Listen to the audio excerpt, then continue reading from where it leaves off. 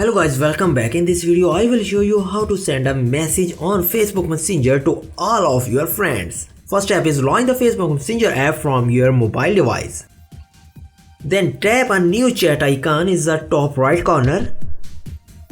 Then tap on the names of the people you would like to send a message.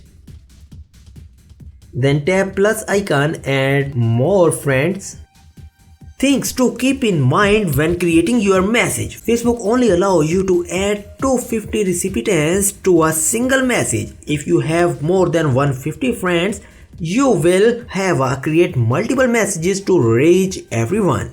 Tap OK once you have selected. Tap OK once you selected all of friends you have chosen for this message. Then tap the type area at the bottom of the screen to open the keyboard and knock out your message.